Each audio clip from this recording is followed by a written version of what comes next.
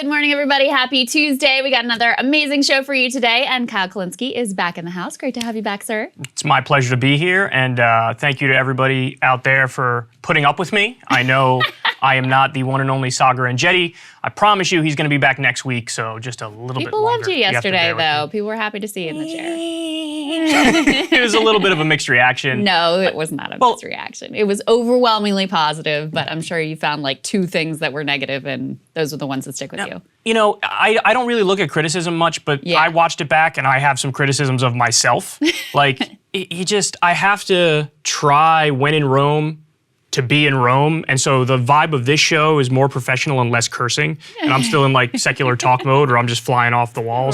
Right. But that's who you are. That's fine. That's true. But I will attempt to reel it in 20% because I do think that was a fair criticism. I mean, I watched one of our videos and I was like, Jesus Christ, dude. What are you, pirate? Sailor? There's a fine line between, and we've seen this in other programs, when someone fills in and they try to like parrot the way that the person who normally does the show is. So like that's not good either. So there's a fine line between being yourself and bringing the things that uniquely make you Kyle Kulinski to the table and also fitting in with the show. So yeah, if I was too like prudish isn't the right word. If I was too like attempting to be professional and buttoned up, people would be like, look at this prudish, uptight lefty who's being like a typical elitist lefty. But then when I'm myself and I curse a little too much and stuff, people are like, bro, you're filling in for Saagar, so like, relax. Yeah. Can't do all that. I thought you did a great job. Well, thank you very much. I appreciate it. To the table, which is why we have you here and why we have you back. Lots of good stuff to get to today. We're going to break down first to start with the details of the reconciliation bill. We got some new information yesterday. Josh Hawley made an incredibly hilarious, cringy argument against the infrastructure package. If you could even call it an argument, it's mostly just like a word salad of conservative buzzwords at this point. A groundbreaking report on just how quickly climate change is accelerating and how some of the damage may be irreversible, but that does not mean that we should give up hope and not try to do anything about it. AOC made some new comments about whether or not she would primary Chuck Schumer that are getting people's attention. The military has decided that they are going to mandate the COVID vaccine. We're going to debate that a little bit. Richard Wolff is going to be in the show, one of my favorites, Professor Richard Wolff, to talk about where we are in the economy, that big jobs report number that came out last week. But we did want to start, Kyle, with the details of that reconciliation package that we learned about yesterday. Yeah, so huge updates on this front, and I'm very interested to see what you think of the package, Krystal. So let me give you guys some of the specifics that we just got on the budget reconciliation bill from Bernie and the Democrats. So Jeff Stein lays this out for us, guys, if you could throw that up on the screen.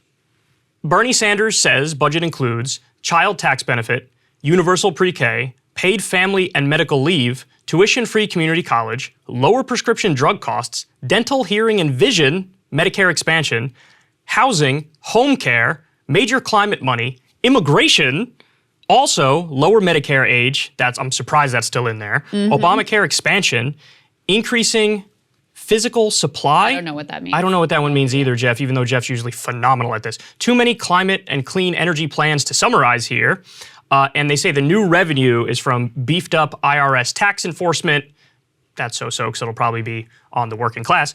Taxing the rich, taxing corporations, fees on polluters, and Medicare negotiations. So, I mean, there's a lot there. Let me just pause you. I actually think on the beefed up IRS tax enforcement, I'm less cynical than you, because I think they already tax enforce the working class as much as they can. That is true. That's fact. All the money to go after is with the rich people. So I am actually a little hopeful there. Okay. Well, I mean, I hope you're right. But overall, what do you make of this overall? Because there's a lot in here, and it's more than I suspected, to be honest with you. Yeah, so listen, if these provisions actually get passed into law and you end up with universal pre-K and tuition-free community college, and it was actually ended up being controversial, the idea of negotiating, Medicare being able to negotiate drug prices, which would be huge cost savings. Like, the fact that that's controversial is ridiculous, but anyway, it ends up in there.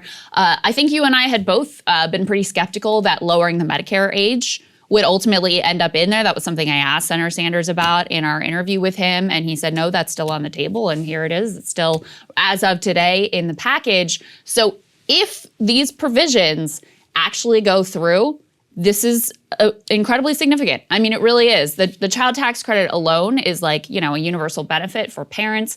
It's really helping to ease the burden in a lot of ways on parents and families. There's elder care provisions in there. There's affordable housing provisions in there. Couple pieces that I'm not happy about are, number one, and Jeff Stein points this out, $15 minimum wage. We weren't expecting it to be in this package, but you can't just ignore the fact that this was one of the primary pledges that Joe Biden made when he not only ran for office, but when he secured the endorsement of Bernie Sanders. The very first thing that he said is $15 minimum wage. That has not only dropped out of this package, but seems to be just disappeared from the conversation altogether. Seems very unlikely that $15 minimum wage is going to come to pass anytime during the Biden administration. I just don't see how it happens, since they've decided to go by the parliamentarians' rulings and whatever and keep the filibuster in place, and they're not putting it into a reconciliation package. So it seems like that is a lost cause, which is insane considering that this is the longest time in the history of the program that the minimum wage has gone without being lifted. So that's a disappointment. The other thing here that's just ridiculous is that the SALT tax people, Democrats who wanted to cut taxes for the wealthy by the SALT tax cap deduction, putting that back into place, they got their way. That is one of the things that they list as an investment, meaning that it costs money in this whole thing. So I have some, I don't want to call them quibbles because I think they're pretty significant. But if you look at this package overall, is it a good deal if it goes through as is conceived here? 100%. But that's the big question, is how much of this package is actually going to make it through the process? And I'll dig into this a little bit more in a moment, but you know, on the climate change provisions, and we're going to talk today about this report that spells out just how dire the situation is in terms of climate. They're calling it a red alert for humanity.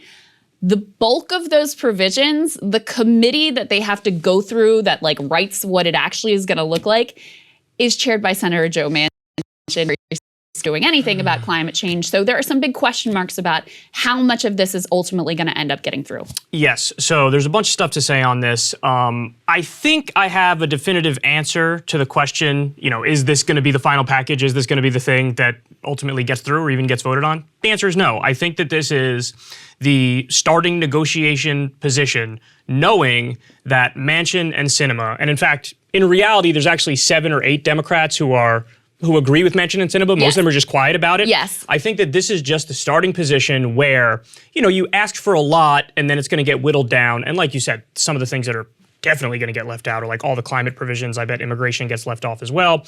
Well, immigration is going to get cut by the Senate parliamentarian. I mean, I see that one. That's the other issue, right? Right. So I see that one, and it's so silly I hate myself for phrasing it that way, but that's the structure that they've set up, is basically whatever the Senate parliamentarian says goes. I think most of the immigration reform provisions will get cut by that. I also think one thing that wasn't mentioned in that tweet, but I went and checked, at least some or all of the PRO Act is included in this. That's another one that is probably going to get axed by the parliamentarian. Yes. So there's ample evidence that this is the beginning of the negotiation, but you know that does raise the bigger point of, if this is the beginning of the negotiation, and it is, then really you 100% should have kept in the $15 minimum wage. You know, but honestly, what I think Biden's dodge on that is going to be, and just to be clear, this is not something I think is a good dodge. It's not something I think is fair. I think it's totally messed up. But he's going to say, I did all I could because I single-handedly, through an executive order, raised the federal minimum wage for contractors who work with the federal government, and for just federal government employees and workers, and even for tipped workers, he raised their minimum wage to $15 an hour through executive order. So he's going to say, look, I've shown my commitment to it. What am I going to do? It's the Senate parliamentarian, it's the 7 or 8 Democrats, and he's going to make it seem like he doesn't have the ability, Lyndon B. Johnson style or FDR style, to like put pressure on the ones who are against it and actually wage a campaign on that front. The last time the federal minimum wage was raised was under George W. Bush. How sad is that? So yes, let me echo your point here, because I think you're 100% correct. If this gets through as it is, oh my God, I'd be doing cartwheels in the streets, because there's so many good things in here. My general rule on this, and granted this is arbitrary, this is just, you know, my view on it, and people are free to disagree, but I think that if they can negotiate a bill that's over $2 trillion and keeps in a lot of these solid provisions, I'll be happy. I think if you drop under that $2 trillion number, then the progressives will have really gotten hosed. Or I shouldn't even say the progressives. The non-corporatists inside the party will have really gotten hosed. Well, not even the working class people of the country who need these provisions in order to have a decent life. That's that's the real ball game here, rather than a left-right thing. Well, no, correct. But my point is that they are going to be the ones who are fighting for the better provisions to stay in it. And so that's my line. I know it's rather arbitrary, but you have to have some sort of standard by which you judge this.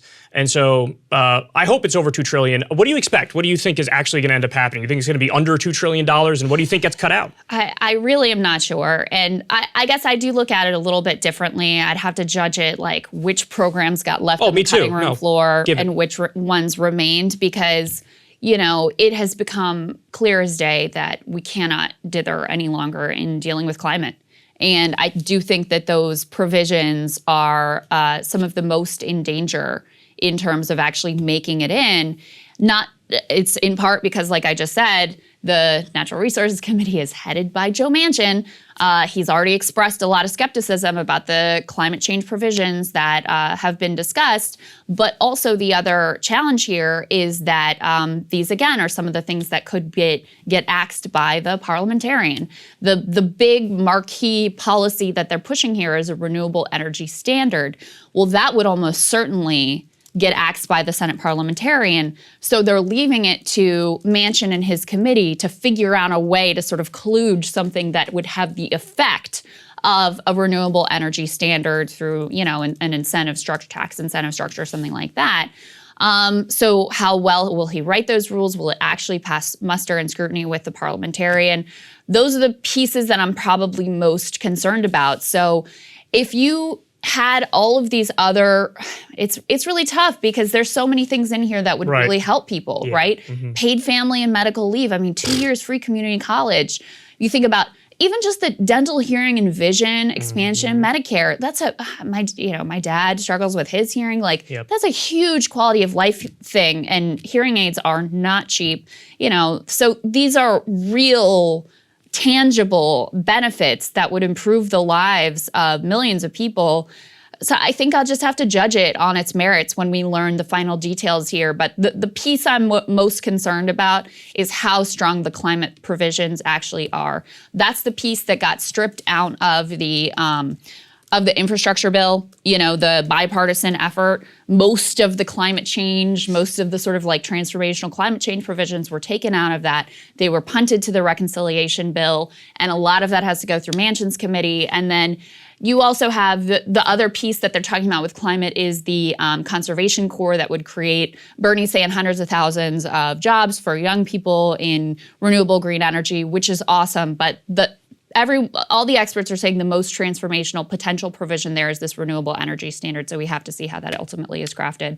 Yeah, I guess my final point on this would be, for the love of God, when they end up leaving stuff out, because they're going to leave stuff out, just don't lie to us about why it's getting left out. And I think that frustrates me. Oh, of course. And that's the thing that frustrates me most. Like we always talk about with the parliamentarian. It's like the parliamentarian has ruled or decreed. And it's like, no. They're a staffer. They give an advisory opinion. They don't have the ability to rule or decree. You're just hiding behind that. You know what I mean? Yes. So I don't want them to lie to us about it. They're going to end up lying to us about it. Well, and I think the other piece that we know that they're going to attack, and I keep saying this, but I think it's really important because that Exxon lobbyist gave up the game of what their strategy is. Right, yeah. Is they're going to go after they've set this arbitrary standard of it must be paid for. Yes. And then they attack the pay-fors and offer no alternative. So, we can't raise taxes on people that much. We can't raise taxes on corporations that much. And so that inherently pares back the size and scope of the bill. So I think we're going to see some of that too, which it is in part about those taxes, but it's more a way to avoid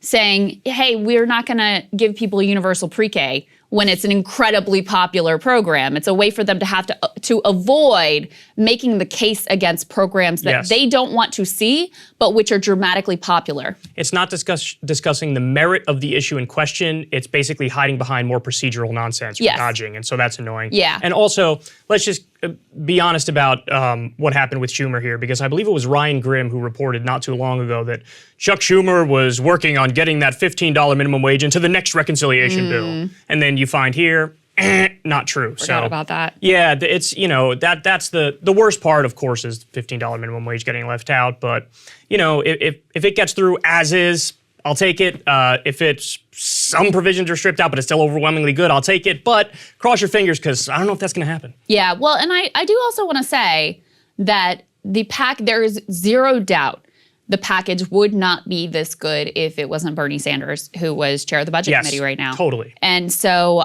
look, we'll wait to, see what the final analysis is and what ends up ultimately making it through the reconciliation process, which is lengthy. And what they're doing, just so you know, in the Senate this week, there will be a vote on this budget resolution, which says basically broadly, here are the buckets of money, here are the instructions to the committees of what you're supposed to do with this money. And then it gets punted to the various committees to actually write up specifically what's going to happen. And then there's more votes. And then it goes to the House, and they have to, that's why it's called reconciliation, they have to reconcile their own version. So it's a long process that kicks off this week. But the vote this week, just on the budget resolution, or at least it's supposed to happen this week, on the budget resolution will give us a significant sign of what the ultimate price tag and kind of outlines of the program is going to be. Hey guys, thanks so much for watching. That's right. Just as a reminder, you can become a premium subscriber today. Watch the full show completely uncut, our reactions to each other's monologues. You get to listen to it. You get to ask us questions, all that good stuff. Link is right there in the description or at breakingpoints.com. Best of all, great way to say screw you to the mainstream media.